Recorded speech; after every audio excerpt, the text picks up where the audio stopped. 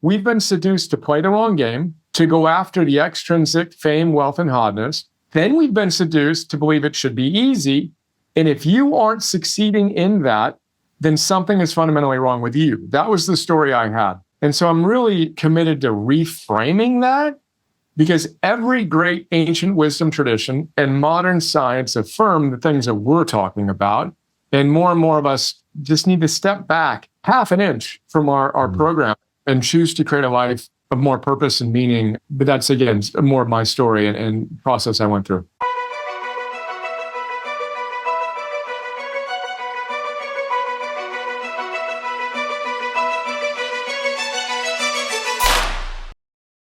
I'm here with the incredible Brian Johnson.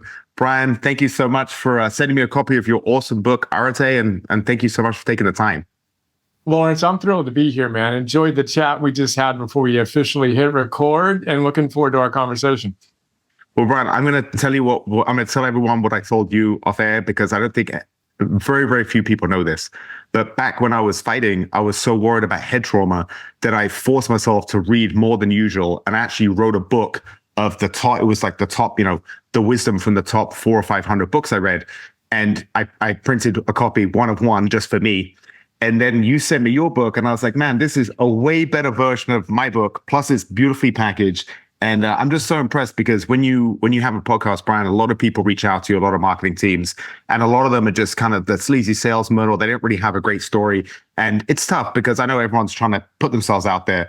But straight away with you, I knew you were legit, and I didn't expect a box to arrive with some T-shirts and a copy of your book. And I just finished it. It's 1,000 pages, and I just finished it last night. And it's honestly one of my favorite books, and that's high praise, because I've been a big reader since I was a kid. So thank you so much for sending it, and you did an amazing work. And I just want to say kudos to you, because I'm sure it was crazy. Like, it's the writing, then the editing, then the publishing, then now you're doing the promotion. I know it's a huge process. So you're doing an amazing job.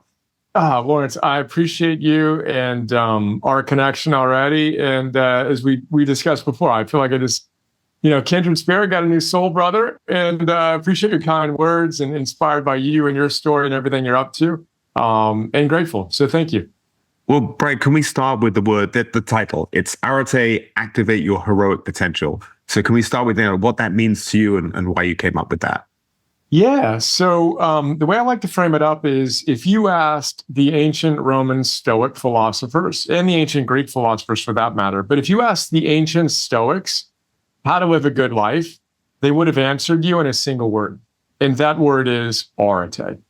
So we translate it as excellence or virtue, but it has a deeper meaning.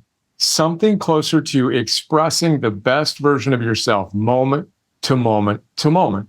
And the way I like to frame it up, and as you know, in the first chapter, I talk about how I explain this to my 10-year-old son, but in any given moment, I like to say that, you're capable of being a certain version of yourself. And we'll record the video here and share the video too, so people watching can see this, right?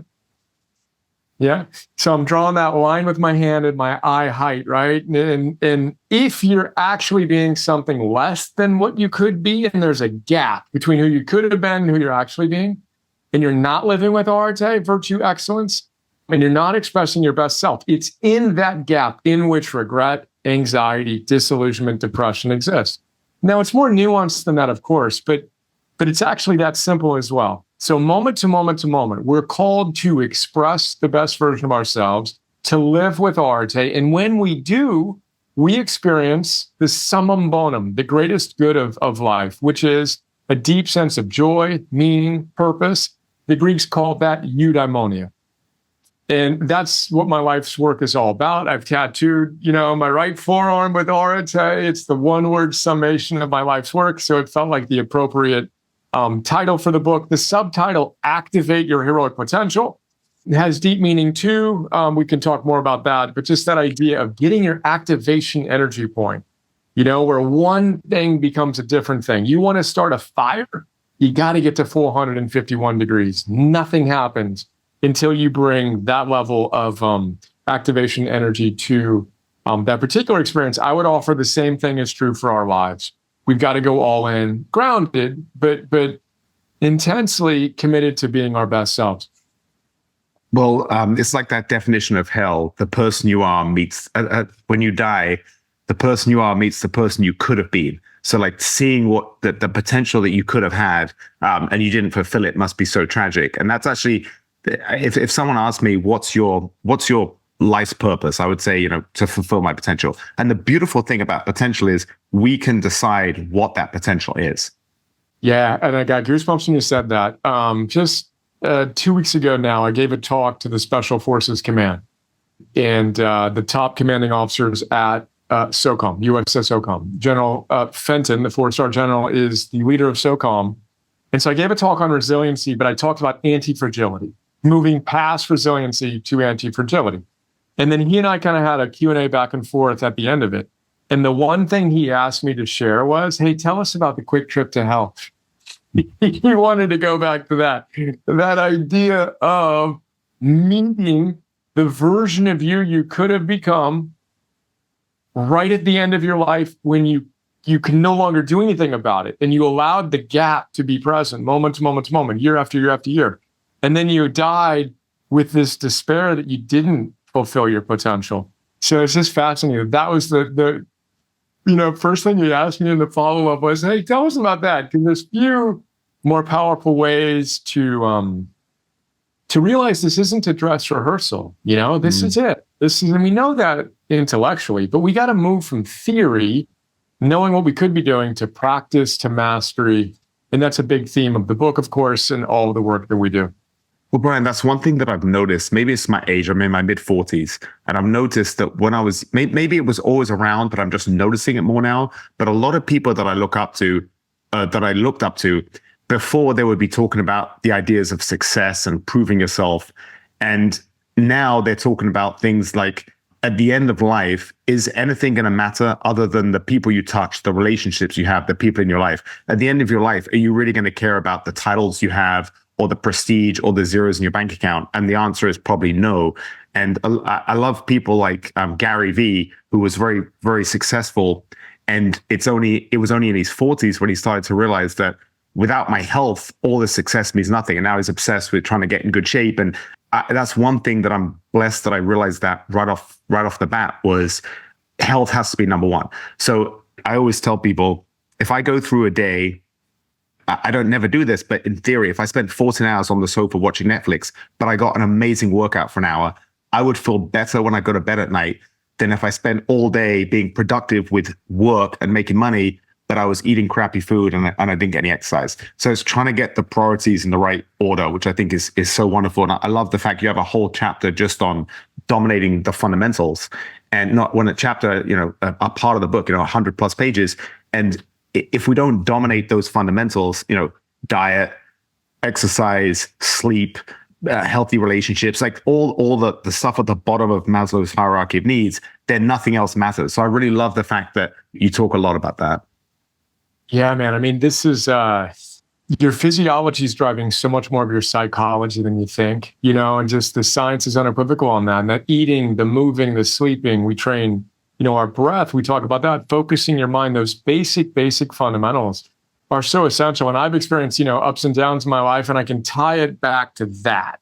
It's getting those basic fundamentals right physiologically that allows us to show up powerfully in our work and in our love. And as you know, we talk about the big three: energy, work, and love, constantly in the book and in everything we do with Heroic. And so, yeah, we're fully aligned on that. And science says that the virtue most highly correlated with our well-being is a kind of a goofy word, but zest. It's that sense of energy and vitality. So knowing that, we want to train for that. And again, these are all obvious ideas that we need to move from common sense to common practice on, and then get excited about it. These aren't chores you're checking off a list. These are opportunities for us to show up powerfully. And then to go to the beginning of what you just said, to win the ultimate game. The ultimate game isn't the extrinsic stuff. It's not the fame, the wealth, and the hotness. It's the intrinsic stuff. It's being a better person, deepening your relationships, and making a contribution to your community. Whether or not you're recognized on Oprah or whatever for that is irrelevant. Like, get those things right. You're winning the ultimate game. And oh, by the way, you tend to win all the other games you want to win, whether that's a literal game, on a sports field or a metaphorical game, business-wise and otherwise. But yeah, so much parallel wisdom in what you described. And I think one of the reasons we have such deep resonance with one another's work. Ryan, you mentioned very briefly ups and downs in life. And I know you had seems like you touched on it a little bit, but the monetary success when you were young with your company. Can we go back to young Brian and give a little summary of how you got to the man you are today? Yeah, young Brian, youngest of 5 kids, lower middle class, blue collar family, raised Catholic, 12 years of Catholic school. And my father struggled with alcohol, which was a very formative part of my upbringing. And, I like to joke now that it looks like I lost both the genetic and the environmental lottery on my own psychological well-being. I struggled significantly. First generation college student at UCLA, went to law school thinking I'd go to a top 10 law school, get a stamp saying I'm a smart guy, hated it, dropped out, and was spinning. 22, 23 years old, had no idea what I wanted to do with my life other than not the things that I had tested with. And it was a dark time for me and contemplated ending my own life at that point. And I should say my father struggled with alcoholism. His father struggled with alcohol and ended his own life. So I know what it feels like to feel a deep level of psychological and emotional pain and not having clarity on how I can live a life of purpose and meaning.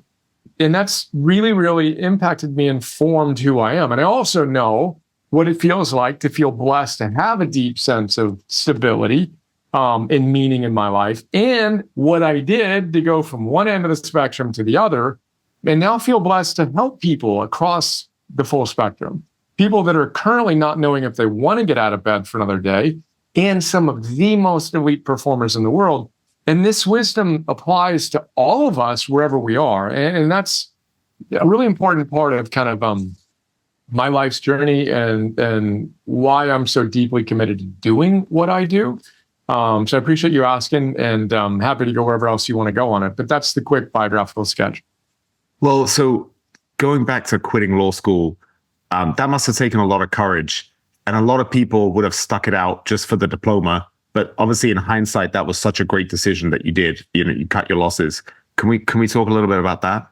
Let's go there, dude. So I'm sitting there, again, first generation college student, I went to Bolt, University of California, Berkeley. So top 10 law school, great school. But I knew before I even went there, I didn't want to be there. It was just my escape hatch from a job I hated even more that I had started right after graduating from UCLA. I'm driving home on the 405 from my first job, 22 years old, and I pull over on the side of the freeway and throw up. I hated it so much, I'm like, I'll go to law school. That's got to be better than this. Study for it, get into a decent school, and then I throw up when I move into my apartment. I'm like, dude, you don't want to do this either. But yeah, it took a lot of courage. Everybody was telling me, no, just stay, dude. At least stay through the first year, right? And see if it gets better. And say for, it's 3 years. But I'm looking at it and I'm saying, well, I'm going to be $100,000 in debt. Even going to a public school, I'm going to be $100,000 in debt. I'm going to have to then go do things that I already know I don't want to do. Now's the time to pull the cord, if you will, and get out. But it was nearly catastrophic for me. I had none of these skills at all. But the only thing I knew I wanted to do when I dropped out of law school was coach a Little League baseball team. It's the only inkling of joy I could imagine is, all right, let me go and figure this thing out and I'll go coach a team. As it turned out, I coached this Little League baseball team. And I had an idea, 1998, that every single one of those teams would be using the web for everything in 5, 10, 20 years. So long story slightly shorter, I created my first business at 23, 24 years old to do that. It was like an ESPN for youth sports. And we won a business plan competition at UCLA. We hired a guy who wound up winning The Apprentice. We hired the former CEO of Adidas. And I hired the law firm I would have wanted to work for before I would have graduated from law school. And I talk about this in a documentary called Finding Joe on Joseph Campbell and the modern hero's journey. So when you trust yourself and you're willing to follow what he calls your bliss and enter the forest at the darkest point, and you're willing to do things that you don't know how they're going to wind up, things often happen, not every time, but often happen that you never could have predicted. But it was hard. The whole process was hard. And it sounds all warm and fuzzy when I describe it that way. But it was brutal. And a good hero's journey is supposed to be hard, which is a big thing I talk about in the book. We've been seduced to play the wrong game, to go after the extrinsic fame, wealth, and hotness. Then we've been seduced to believe it should be easy. And if you aren't succeeding in that, then something is fundamentally wrong with you. That was the story I had. And so I'm really committed to reframing that, because every great ancient wisdom tradition and modern science affirm the things that we're talking about. And more of us just need to step back, half an inch from our program and choose to create a life of more purpose and meaning. But that's, again, more of my story and process I went through. Well, Brian, you in your book, you pretty much have every one of my favorite quotes, but there might be one that I don't think is in there. And it was from Soren Kierkegaard. And he wrote in his journal in the 1600s, he said, life has to be lived looking forward, but it can only be understood when you look back. I'm not sure if that's in there, but I've been thinking about that a lot in my own life recently. And a lot of the time when you're in your darkest moments, in hindsight, it was the best thing that ever happened to you. But it's so hard to see it when you're in that time. And it sounds like that's the same with you, that looking back now at your life and the unconventional route that it took was the best thing that ever happened to you because you're so happy today. But at the time, it's hard. And I just think that's such a good thing to talk about and to let people know that if you're listening to this or watching this and you're going through hell, better times are ahead. But it's impossible to see at the time, but you just have to keep going one day at a time, one foot in front of the other, and eventually you will get out of it. But at the time, it's so ironic that at the time, looking back at my own life, some of my most miserable times actually ended up making me so happy today in a roundabout way. Yeah, and I want to be really clear. I still go through those times. It's not like I am now at a point where I don't experience overwhelm, stress, pain, uncertainty, and all the other things. Now, I've evolved to a point where I experience those things and I can see them with more wisdom than I had in the past. But one of the big lessons from my coach who's on my wall back there, Phil Stutz, who's in the Netflix documentary called Stutz with Jonah Hill, another one of his clients, is we have this story that we're going to get to a point where we're exonerated from all future work, where it's suddenly easy. But a good life isn't you will experience hardships, then you'll get to a point where it's easy. A good life is you continue to find your edge and you continue to evolve and go into the forest at the darkest point again and again and again. Now, you've learned lessons through the process. And one of the things I teach our coaches we train and people we train is go back and look at what we just talked about. So you've got your stories, I've got mine, and see that the biggest challenges in your life preceded some of the biggest things, successes that you're most proud of. We call those hero bars based on David Goggins' cookie jar. And you've got to cook hero bars and see that the main ingredients in the hero bars, the things you're most proud of, are the biggest challenges, the blood, the sweat, the tears, and all the other things that you went through. But you got to know that and keep that in mind when you go through them again.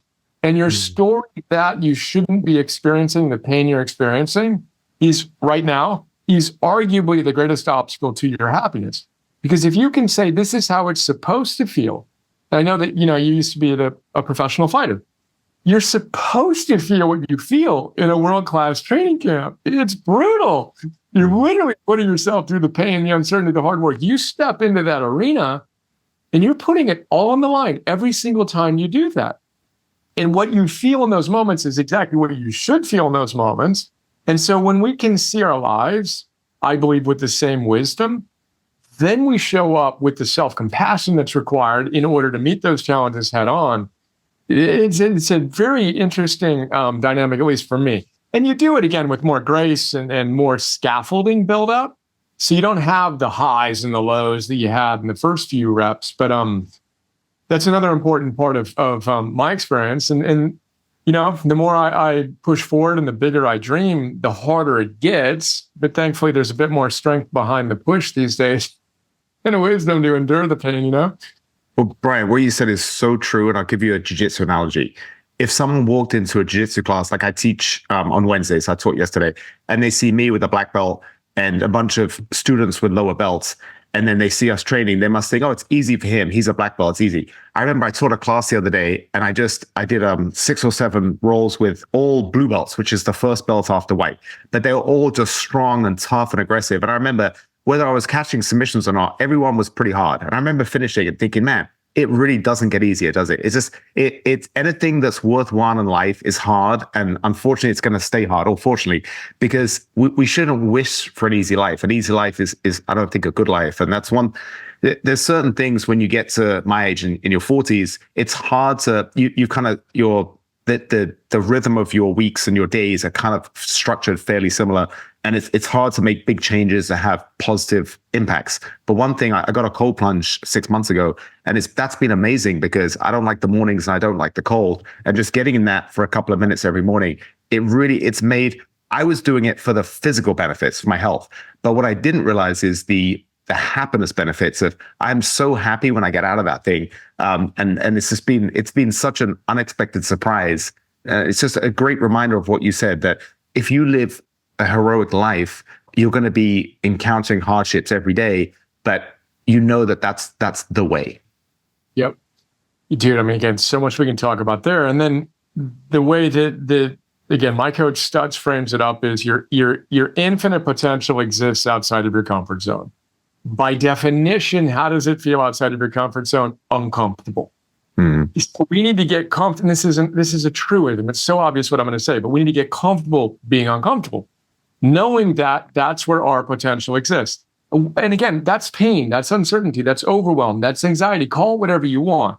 But if we can reframe that as exactly what we want to be experiencing in order to move through that current challenge to get stronger, like we're in a gym lifting weights, then life takes on a whole different perspective. But yeah, we have a cold plunge too. And I see it both as there's the physiological benefits, there's the psychological benefits, but there's the being the type of person that does the type of thing that we don't actually want to do.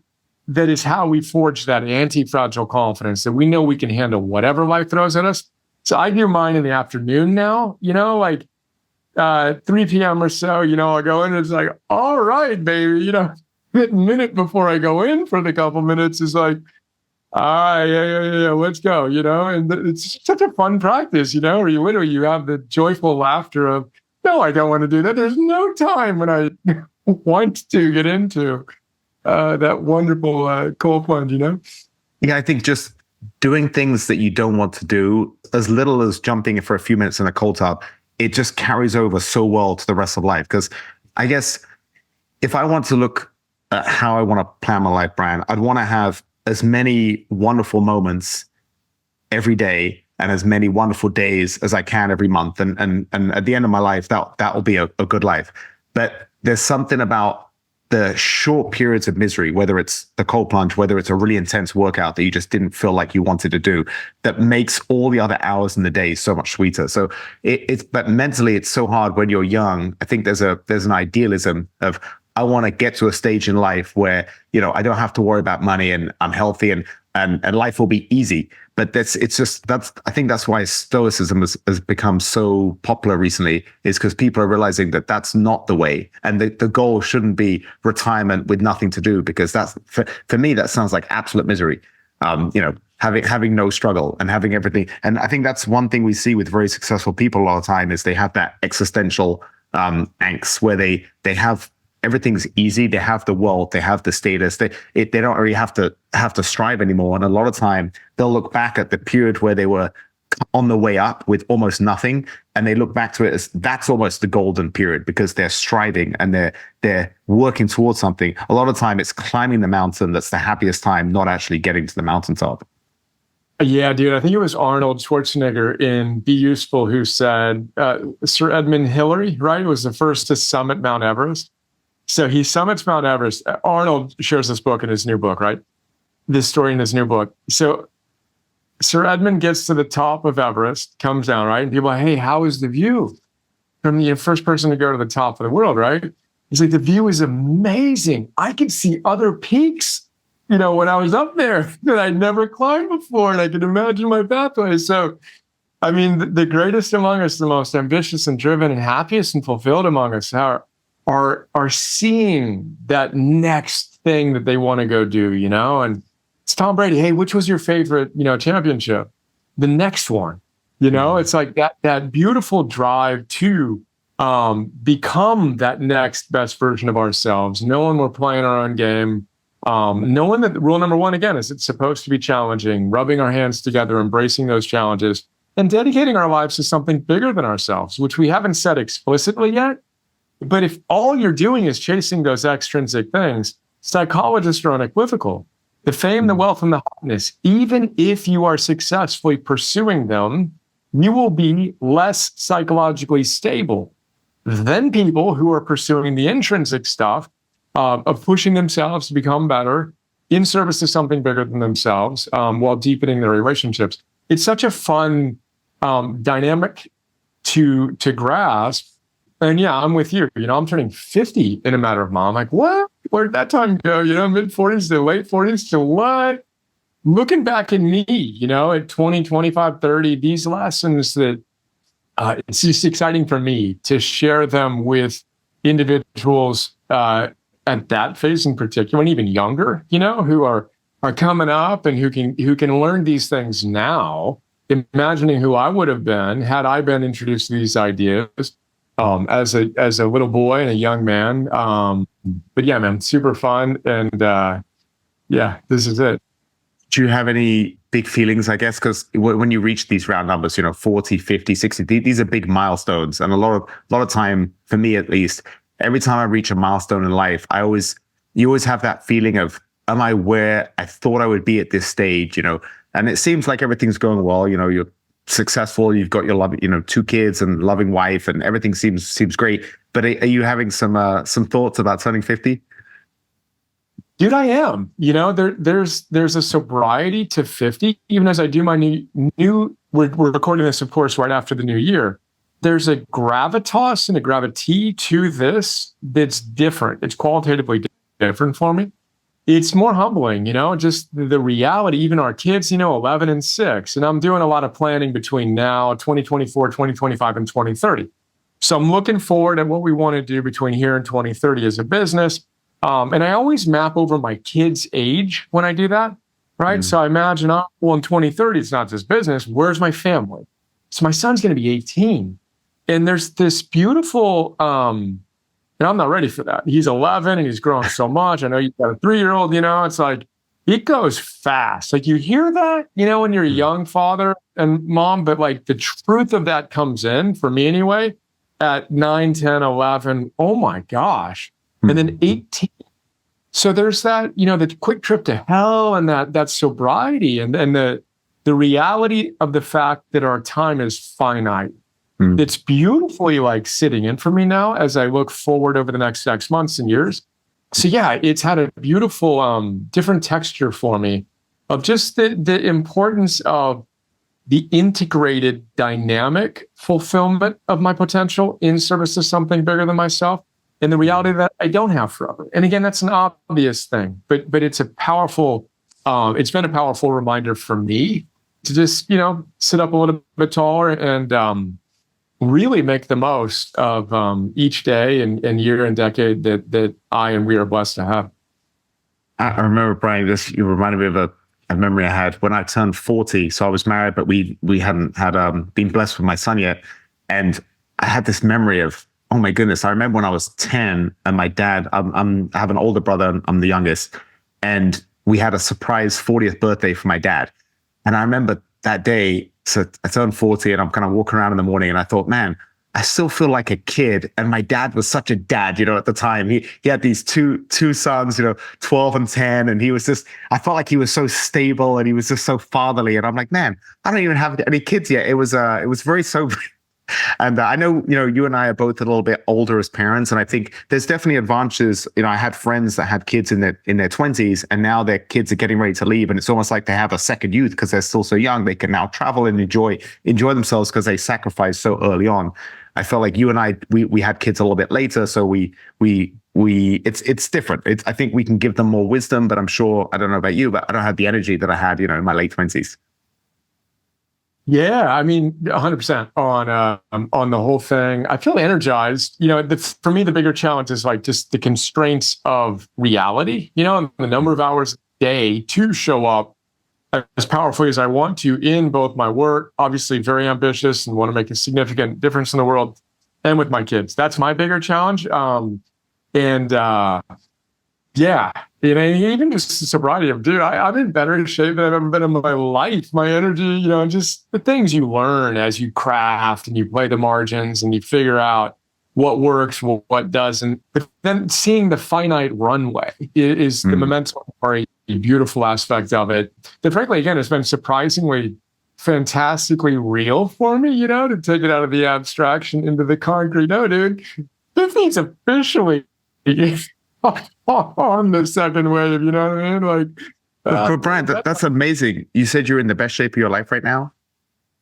dude, I joke with my wife, I'm like, if you told me that the 20-year-old version of me, would love to look like the 50-year-old version of me looks like, and it's autopiloted for me. And yeah, I mean, easily, no question about it. Like, and I know what works. I know what levers to pull. I know how to pull them, and 100%. No, I feel energetically, better than I ever have. Full stop. Again, psychologically and physiologically. Well, I think that's so incredible. And I want to give you kudos. And I want to tell you something, Brian, this came to me a few days ago. I realized that I had a lot of success in my 20s. I had athletic success. I won the Chicago Golden Gloves. I became a multimillionaire through trading. I was single and dating, attractive women. I was traveling around the world. I had all this success. And then when I took my sabbatical and I started fighting, and then I had a great time, and then I changed careers in my mid 30s, and I had to start from the bottom, which in hindsight, like we were talking about, was so good because I grew so much from it. But at the time, it was pretty depressing going from a certain level to starting again. And I was listening to a podcast, and he was talking about it's not the absolute success that makes you happy, it's the trajectory. So if you're the number 3 podcast in the world and you were number 2 last year, you'll be so miserable. But if you were number 750 and you go up to 620, that's a huge progression. So you're going to be very happy. And so his whole thing was trying to stretch out achievements. And so if you're in the best shape of your life at 26, and then everything is a slow decline, that's going to be pretty miserable. So the fact that you could say at 50 years old, you're in the best shape, I mean, that's number one, that's incredible. And it's very inspiring for me to hear. But the other thing is, it's a good reminder for people to don't be too frustrated and want success tomorrow, because you're always going to have a come down. You want the progression, and now I realize just the last few days that if I could have stretched out my success a bit more rather than having all this success in my 20s and then kind of struggling a bit in my 30s, it would have been a much easier path psychologically. And that took me a long time to recover from, looking back. Yeah, I mean, again, so much rich stuff we can talk about there. I think I didn't follow the same athletic. I got into triathlon for a while and I was in decent shape, but it was like I wasn't aware of the levers that I could pull that would make it so easy to maintain a certain energetic, again, which is both physiological and psychological for me, state, and to know that when I do go off, I know what my bright lines are. I know what I can pull to get back. So I don't need to even put it within the constraints of my current reality. It's just objectively true for me. But for someone like you who is in such world-class, physical shape, I would offer the same as true with some asterisks of, let's put it within the constraints of a 50-year-old or 45 or whatever it is, year-old body vis-a-vis the 25.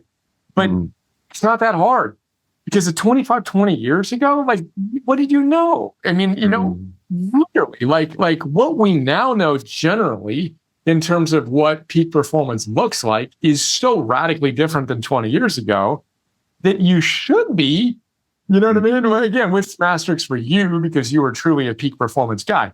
But I look at anybody who is, I'm watching The Last Dance right now. And frankly, it saddens me a little bit that Jordan's so out of shape. It's like, dude, come on. You said at 60, you got to look like that. Why can't you look the way that you looked at 30 in the equivalent? And there are enough demonstrations of that, and I can imagine a few people I won't name now who are just radiant exemplars at whatever age they're at. And to me, that's really important, because we're demonstrating what's possible.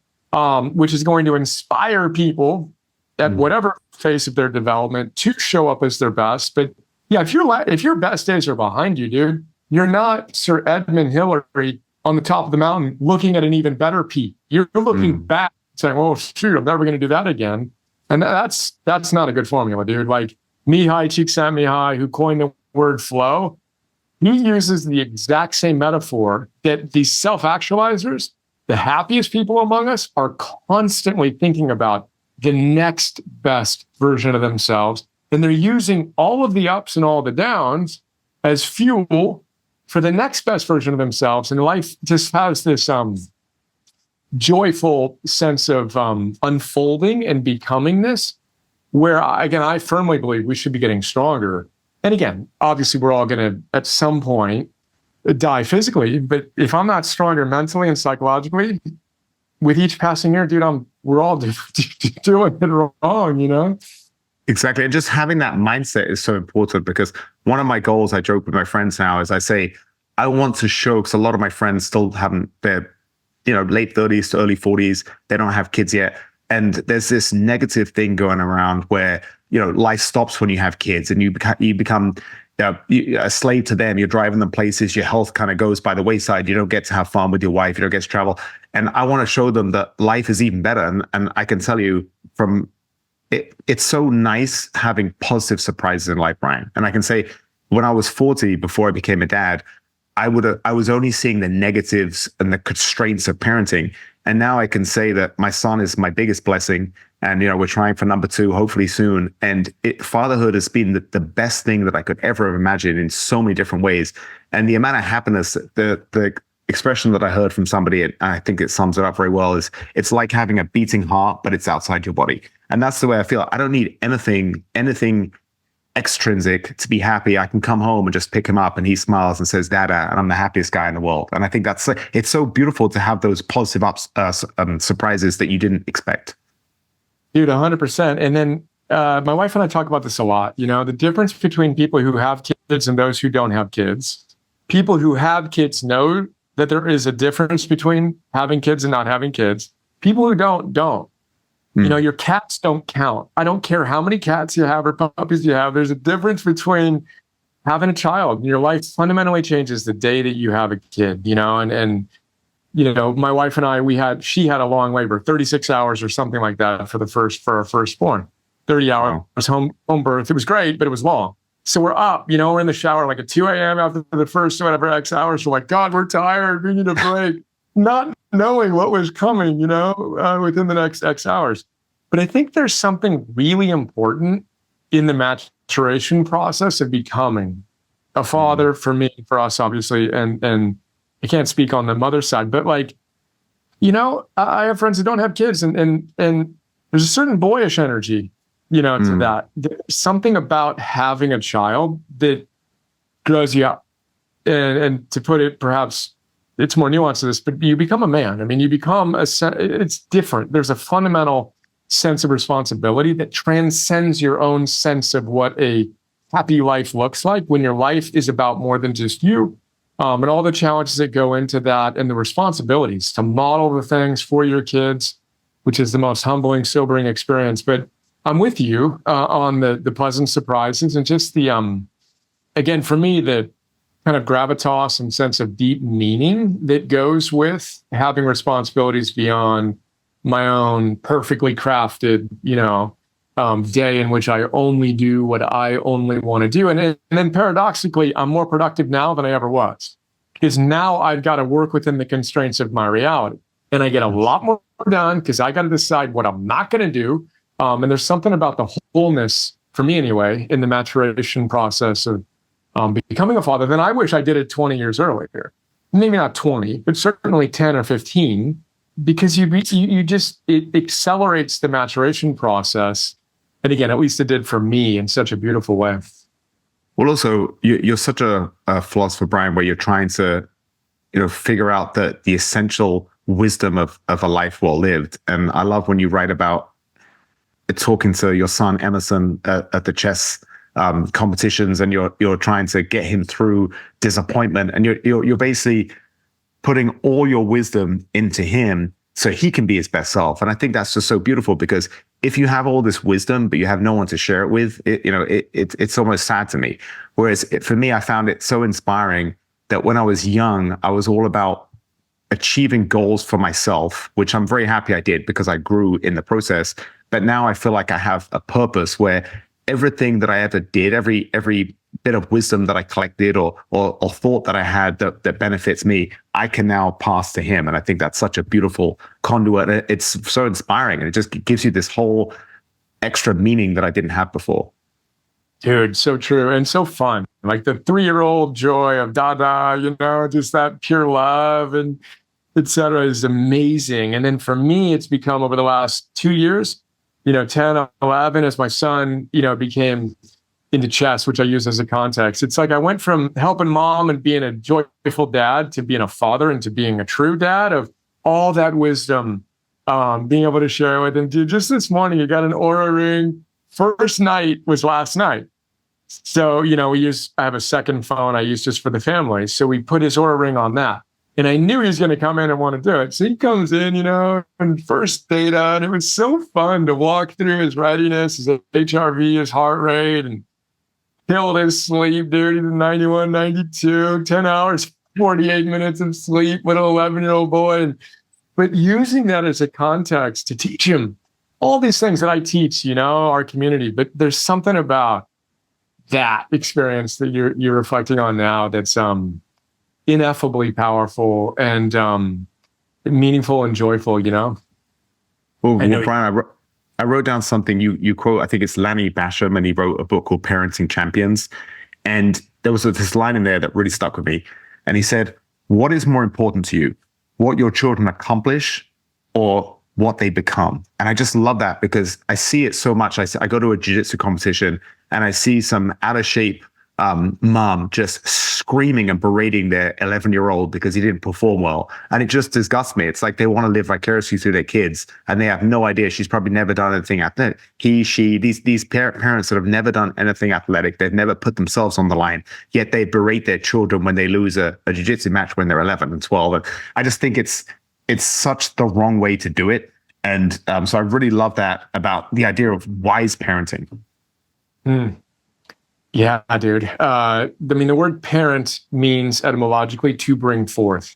So a parent brings forth the latent potential within themselves. But to the implicit point you're making there is she can't bring forth what's within her son if she isn't bringing forth what is latently potential within herself. And then you're going to project and you're going to, shame them the same way you shame yourself. And so doing the work on yourself, obviously, is rule number one. So are you actually living the ideas that you hope your kids live? And there's no more challenging standard for me than to be a man that's worthy of my kids' emulation. And I fall short of that so many times. And I try to talk about it in the book and how I strive to win and learn on that. But I'm with you on it's just, it is what it is, but it's just reflective of their own suffering. So how do we do the hard work to forge the strength to be worthy of being in that role as parents or as, coaches or leaders of any kind? And it's hard work, which goes back to our constant theme here is do that hard work, show up, deal with the challenges you have with self-compassion, but with a discipline that allows you to embrace all these ideas with more power and coherence. Well, one thing that I find personally so inspiring about parenting is the realization that it's not what you say to your kids, it's what they see you doing. So if you want your son to be respectful to women, you don't tell him that, you treat your wife well in front of him. And if you want your son to care about, doing hard things, he'll see you getting in the cold plunge and he'll see you exercising, and he'll learn through actions rather than what you tell him. And I think that for me is just so inspiring, because the conclusion of that is, in order to be my best parent, I have to be my best self. And what's more inspiring than that? Oh, yeah. And what's more challenging than that, and what's more empowering and a deeper why than doing it for your kids? And that kind of brings us back to what I was saying about there's something about having a child that just takes everything up in such a deep, substantive way. Amen.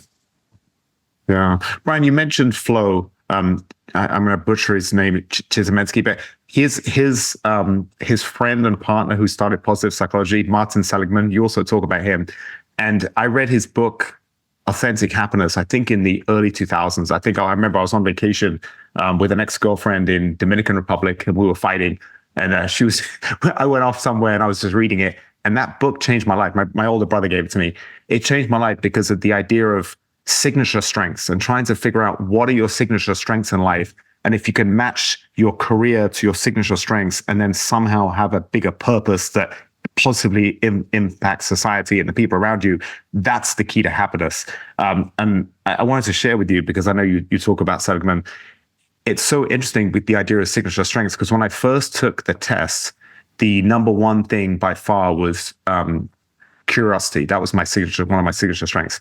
And that's one of the reasons that I love this podcast, is I get to speak to people like you. One of the reasons I love to read your fantastic book and other books is because I'm curious and I love to learn about many different things. But I took it a couple of weeks ago because I was curious to see how it would change. And Brian, I was so shocked. The number one thing was love. That wasn't even on my top 5 when I took it as a 24-year-old. And I was like, whoa, that's pretty crazy. Wow. Oh my gosh. Goosebumps when you said that. That's both crazy and beautiful. I mean, love is the virtue. Some say that is the virtue, that captures the essence of a well-lived life. So what a beautiful frame, and so cool to see the evolution and the arc, and the fact that you took it with 20 years in between. That book changed my life too, by the way. And Wow. his paper he wrote with Csikszentmihalyi, there's debatable, but that's kind of how I learned how to say it. Mihai Csikszentmihalyi, with whom he founded the positive psychology movement, completely changed my life. Of, oh my gosh, you can study this. You can study the science of how to become your best self, which was a new idea in the year 2000, when they founded the positive psychology movement. And then that idea of discovering your signature strengths, AKA virtues, that you need to put into action, whether it's curiosity or love or hope or gratitude or zest we've been talking about, or courage.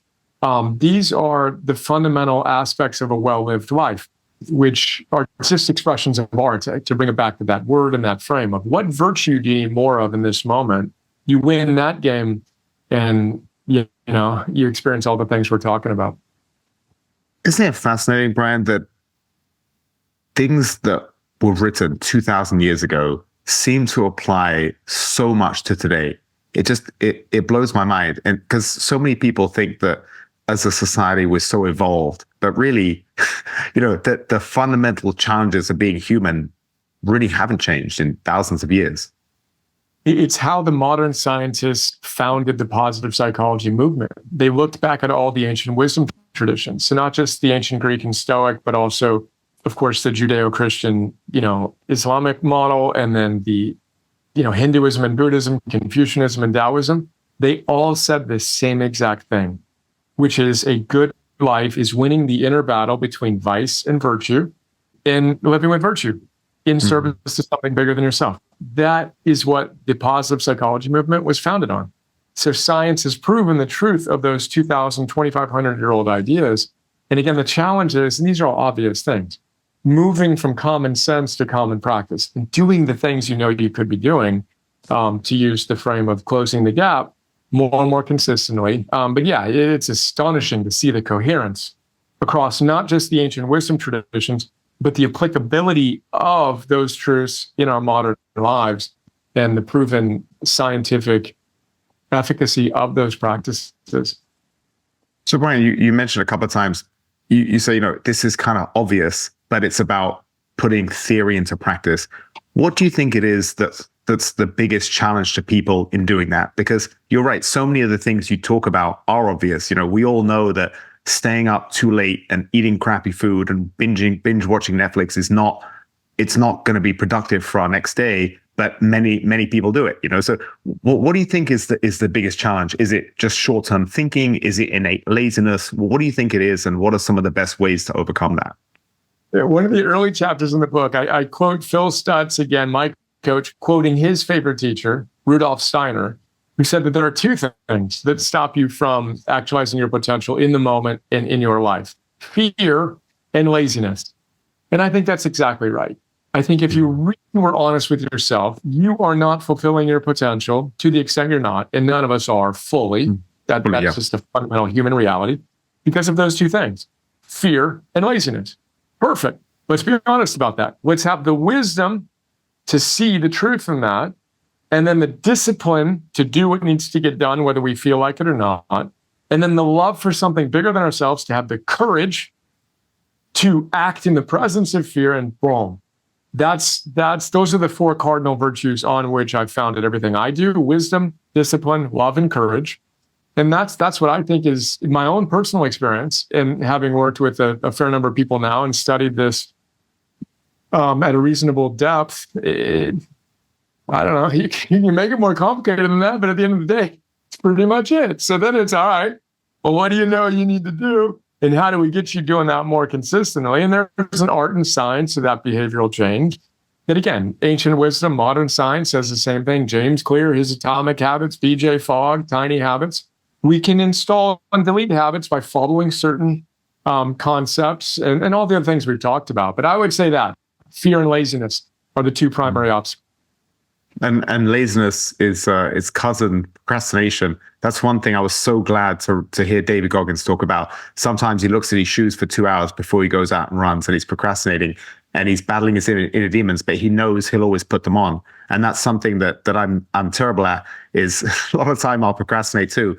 But if you tell yourself you're going to do it and you give yourself no option, that's sometimes when my wife thinks I'm crazy, but I'll go at 12:30 and I'll go run for an hour because I wanted to get a long run in that day and I didn't do it and I procrastinated. It's my own fault and I didn't manage my schedule and calendar well enough. And then when my son's asleep and she's winding down, I'm like, tough. I got to go now because I know that I want to be the type of person that keeps his word to himself. And that is such an important concept. And I'm kicking myself because I wish I'd run at noon when I had a break between appointments, but I didn't because I got caught up on the phone or with emails, and then I got to get it done at midnight, which sucks. But there's something wonderful about going to bed at night knowing you're a person that keeps his word to himself. Yeah, I mean, that's the essence of what we talk about, as you know, in the book too, of true confidence. Confidence means intense trust. So if you want to build confidence, you want to build intense trust in any relationship, especially with yourself, you have to do what you say you will do. So, acts like that, it's so important. I mean, it's the foundation of that anti-fragile confidence is you have to do what you say you'll do. Now, you're not going to be perfect ever. There are no perfect human beings is another important rule to keep in mind. And there are times like I'd personally go to bed to get a good night of sleep and not train with the algorithm of, all right, well, how did I fall short? How do I use that I fell short of the standard I set for myself?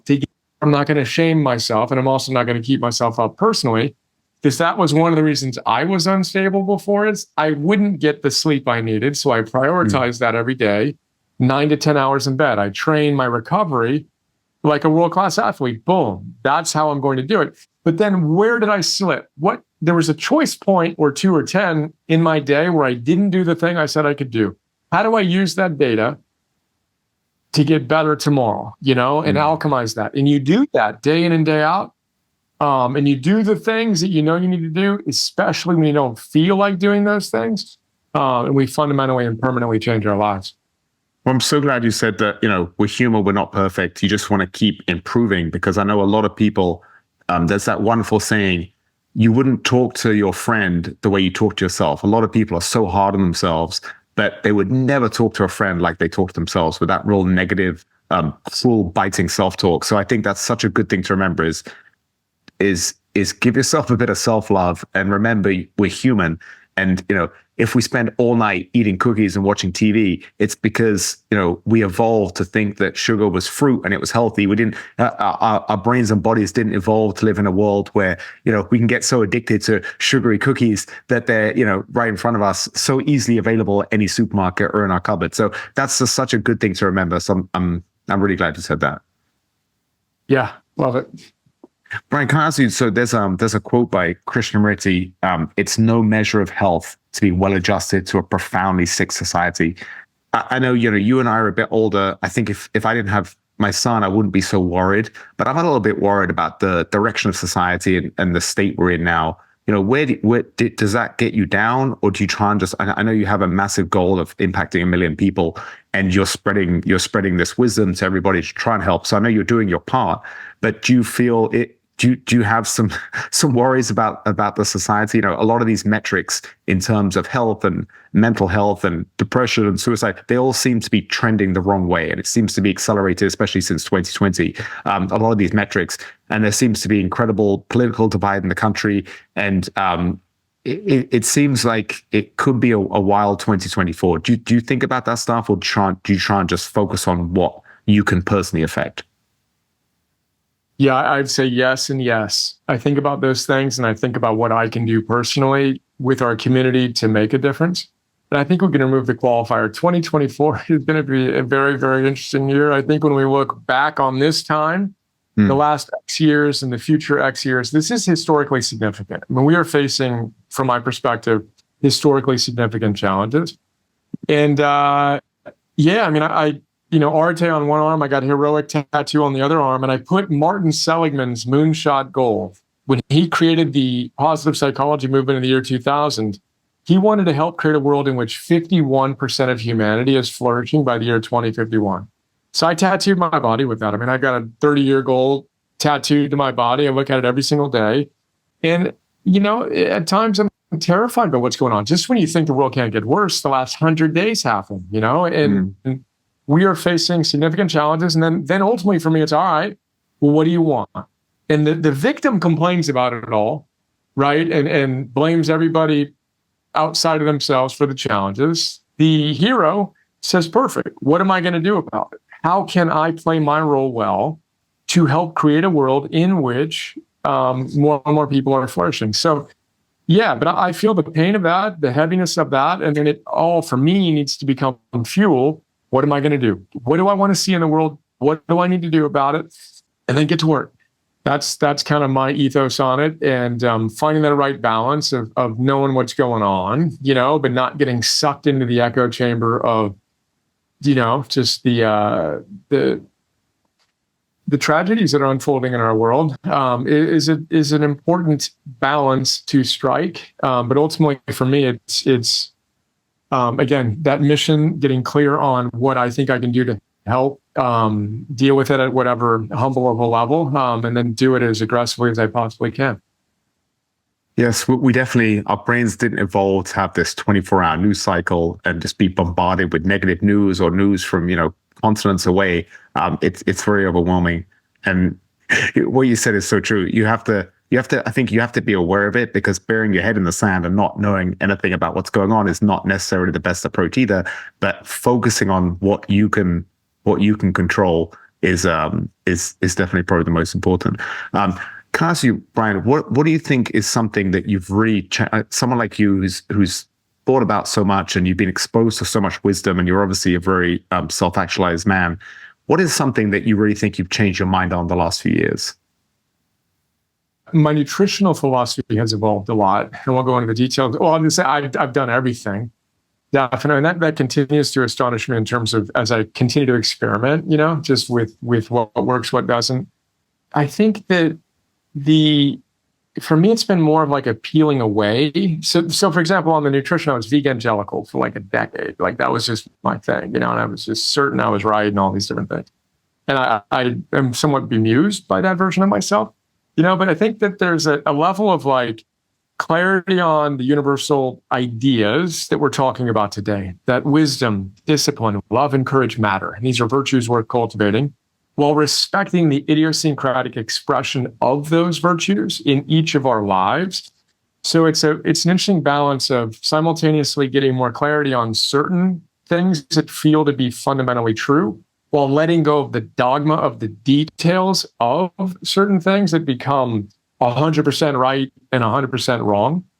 But more of just that embrace, the dynamicism of certain structural truths and a very important idiosyncratic, bio-individualistic approach of our lives that allows for each of us to figure out our own truths. Oh, I was going to say, Brian, you mentioned letting go. That's something I've noticed with a lot of people as they get older and wiser. They talk a lot about it's less adding things in my life and more letting go of things, subtracting from things to be really left with the most essential things that I want to have in my life. 100%. Yeah. And yeah, I mean, we can talk about that in a number of different permutations, but that's exactly it. And that kind of comes back to the energy things we were talking about. Like when you actually go in on the things that work and you continue to strip away the things that obviously don't, you wind up at a really beautiful core set of truths for you that are easy and they're repeatable. And then you do them and you do them. And then when you don't, you realize I didn't. And that's the effect of it. Oh, let me get back. And it's even what we teach our kids of make the connection is a phrase we use a lot. So if this, then that. If, my son doesn't like to get sick and if he gets a runny nose, we look back, well, what did you do? Oh, well, this may have contributed to that.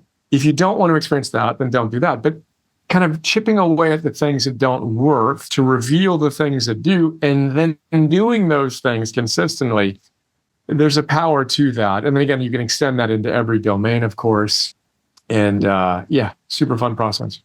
One thing that I think there's so much power in, and one of the reasons I really enjoyed Arete is you have a lot of there are many short chapters. There are a couple of pages, so they're very digestible, and you can read it as fast or slow as you want. But a lot of them are just stories about very inspiring things. So for instance, you have one, you talk about Theodore Roosevelt's "Man in the Arena" speech. And that for me is one of my favorite, quotes of all time. The idea of just, I want to live a life being in the arena of life, not being a critic on the sidelines, not achieving anything, but being critical of everyone that's in the arena. And I think some people might be overwhelmed with, there's so much out there. There's so many great books to read and podcasts to listen to and philosophies to adhere to. But there's something beautiful about having a 1,000-page book, but there's certain themes that keep coming back. And like you said, whether it's from someone writing 10 years ago in the positive psychology movement, or whether it's a philosopher writing 2,500 years ago, there's so much overlap. And I think one of my really good friends always says, where there's overlap, there's truth. And that's been my obsession for the better part of the last, 15, 20 plus years is what do these teachers have to say where there is that overlap, that it approaches a level of universal, again, always asterisks, but truth. And that's obviously what I do in the book, and what I've done preceding the book is, all right, well, this is what the Stoics said, this is what modern scientists say, and this is what everybody else has said. What do you think? It appears to be a certain level of truth. You tell me, test it, but don't believe me. Test it out. You tell me how you feel, if this, then that, in your own life. Super inspiring to find that overlap. You touched a little bit on the challenges of balancing being present with your kids and also having your personal goals of, your career. And now you're really pushing this book. And, every time you're talking to me right now, but you could be with Emerson taking a walk, there's always you do mention this too. And it's one of my favorite things to point out. I don't think we can talk about it enough. The idea of trade-offs. And one of the reasons I hate politicians offering free things is because it's not really free. Emerson's kids and my son, Victor, his kids are going to have to foot the bill one day. There's no free lunch in life. And you do talk about that. Is that one of your biggest struggles, or what's some of the things you struggle with even now after all this philosophizing and thinking through things? What are some of your big challenges? Yeah, I mean, the constraints of reality are always going to be among the biggest challenges. And even as we were discussing 50, wow, mortality comes in a more bright line distinction on that. So the constraints of our reality, embracing them is a really important part of a life well lived. And we talk about this in the context of making it all a game. A game becomes a game when you draw lines on the field, and suddenly this is in, this is out. So those constraints can be used to your advantage. But yeah, it's unbelievably challenging, I think, for all of us to figure out how we fit the things we want to do into a 24-hour day, the energy, the work, and the love. I mean, I could stop there and then, all right, cool, let's get to work. So how are you going to architect your ideal day, given who you want to be, in your energy, your work, and your love, and given the constraints of your reality, and that quick trip to hell we talked about of today's the day to live in integrity with those ideas, and then allow for a dynamicism where you're never going to have it figured out. You're never going to get to a point where it's just figured out. There's no balance in life in a static sense. It's dynamic, or like a tightrope walker is how Osho described it. A tightrope walker is never balanced per se. They're constantly a little bit too far this way, a little bit too far that way. And embracing that inherent truth to life, especially in the modern world, but then holding yourself to the standards of yes, and within those constraints, I'm choosing to do this, this, and this, and not that, that, and that. Again, easier said than done, but that is certainly one of my biggest challenges. And that's never going to go away. That's one of those things we're never going to be exonerated from. The pain of making those decisions, the uncertainty of whether you're doing it right, and the hard work of doing it as well as you can day in and day out. And there's one thing that I was thinking just before we started this call, and you cover so much, and I'm like, man, I think he's got every one of my favorite quotes in this book. He talks about almost every one of my favorite authors. Everyone's in there. There's one thing that you don't really talk about, and it's financial. So for a lot of people right now that are working multiple jobs, they're struggling. We've had this crazy inflation. Maybe they don't have any assets. One of my big things that I'm trying to spread the message of is whatever you can do to try to get some type of asset, whether it's buy property, buy stocks, buy Bitcoin, buy gold, anything, even watches, precious art, all these different things are commodities with value, and they're going to hold their value in a currency that's depreciating. And we've seen this for the last century, but especially since Nixon came off the gold standard. And so for a lot of people, that like if I was struggling so much that I could barely keep the electric on in my house and pay my rent, I would sacrifice my health, I would sacrifice my mental health, my physical health, and work 3 jobs if I had to provide for my family, right? So a lot of people that you almost have to have your finances in order for you to start getting these other things in line. So I think that a lot of people don't talk about it, but for me, at the bottom of Maslow's hierarchy of needs, a lot of the things that is going to provide the food, the shelter, the things that are going to enable you to start being more fulfilled are financial. So I'd love to, if you had any thoughts on that. I know it sounds like you did very well from your first company, but if you had any advice for people, especially your son's going to be 18 soon, and if he's coming to you with career advice, and it's that balance between living a full life today versus sacrificing financially so you can invest in yourself and you can invest in other things to live a better tomorrow. I just think that's such an important thing to talk about. And that's one thing that I didn't think you talked about too much. Yeah, I mean, I don't, and that to me, I let others who specialize in that talk about that. And frankly, I think most self-development people go straight at that. Because that's what people want to hear. They want to hear how they can get rich quickly, and they want to do all those things. Perfect. My concept on it is that the asset you didn't mention as you're going through the list of assets one can focus on to create more value, and they want to acquire, it's your own consciousness. There's no question in my mind that the asset that you need to have at the highest possible level in any era, especially one with as much uncertainty as ours is, your own consciousness. It's through your consciousness that the financial and material gains will come or not. So investing in the process of you being the best, most heroic version of yourself, and applying that wisdom to whatever domain you choose to master in the material world is essential. So Eric Butterworth, who is Maya Angelou's spiritual advisor, Oprah says he wrote one of her favorite all-time books. He wrote a book called Spiritual Economics. And he says, don't seek money first. Seek the consciousness through which money will come when and as you need it. And I absolutely fundamentally believe that. Steve Jobs' favorite teacher, Yogananda, same exact thing. Connect to the divine within yourself. Your daimon is what the Greeks called it. You, daimon, good soul. You have a best part of you. To the extent you know how to connect to that at will, that is the version of you that is connected to your daimon and the divine will. That will attract the people and the circumstances and others into your life that will help you create the financial abundance you need. Now, anyone this far into this chat is blessed to have a ton of abundance. I mean, you just, by definition, you have the technological resources, you have the time resources to be connected with us an hour into a chat. Be grateful for that. Great way to cultivate your consciousness. And then get clear on, and I would offer, figure out whatever game you want to play. And you mentioned a number of potential material games, but prioritize your spiritual evolution. I don't like that word spiritual usually, but prioritize your connection to the best version of yourself. Do the little things as well as you can. Eating, moving, sleeping, breathing, focusing. Tighten those fundamentals up, and you will be in the best position to succeed in all of the other things. And Byron Katie says the same thing. The best thing you can, stock market you can ever invest in is your own mind, is your own consciousness. That's the ultimate gold mine that you have. And I'm not discounting the need to then figure it out. And I'm not done. I did okay. I did fine. And I got enough to take half of basically the last 25 years off to figure out what I wanted to do and to immerse myself in reading and writing. But I'm not done in the sense that I'm not thinking about this. But that's it. Get your consciousness to a point that you are capable of creating all the things you want to see in the material world.